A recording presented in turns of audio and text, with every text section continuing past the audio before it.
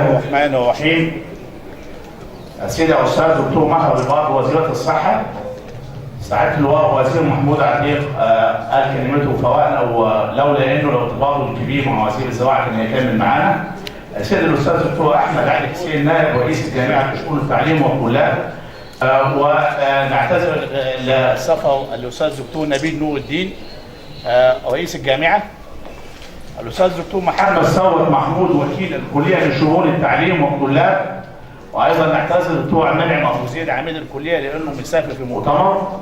السيد الاستاذ الدكتور طارق الباز استاذ الكلى وطب الازهر ورئيس الجمعيه المصريه للامراض وزراعه الكلى رئيس المؤتمر. الاستاذ الدكتور حسن شحات رئيس قسم امراض البطنه رئيس المؤتمر. الساده الحضور اعضاء هيئه التدريس ومعاونيهم بكليه الطب، الساده استشاري واخصائي واطباء مقيمين امراض الكلى بمحافظات صعيد مصر، الساده الاستشاري واخصائي واطباء مقيمين امراض البطنه بمحافظات صعيد مصر. السلام عليكم ورحمه الله وبركاته. انه من عظيم سعادتنا في كليه طب سوهاج ان ننظم المؤتمر العلمي السنوي الثالث لقسم امراض البطنه في امراض الكلى على ارض محافظه سوهاج، وما يزيد من سعادتنا ان يكون ذلك بالتعاون مع الجمعيه المصريه للامراض وزراعه الكلى، الجمعيه الام لجميع منتسبي هذا التخصص.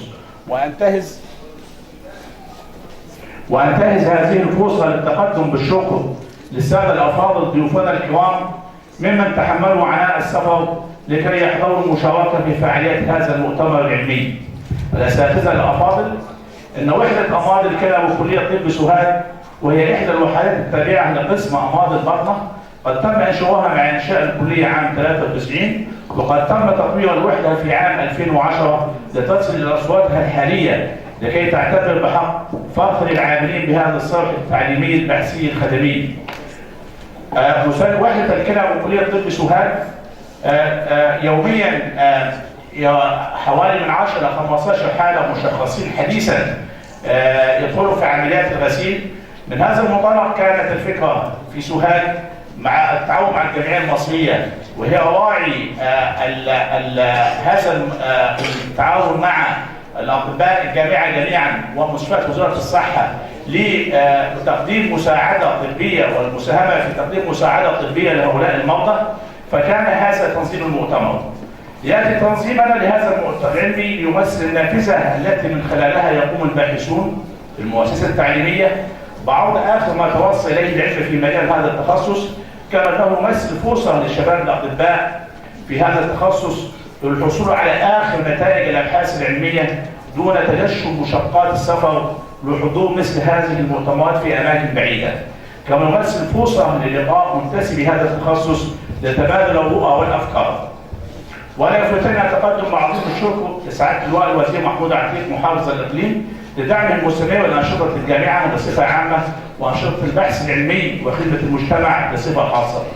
كما يفوتني ان اتقدم بعظيم الشكر لاداره الجامعه لدعمها المستمر لانشطه كليه الطب. كما يفوتني ان اتقدم بعظيم الشكر لاداره الكليه لدعمها المستمر لانشطه البحث العلمي وخدمه المجتمع. لا يفوتني ان اتقدم بعظيم الشكر لقسم الامراض البطنه لدعمه المستمر لانشطه وحده الكلى.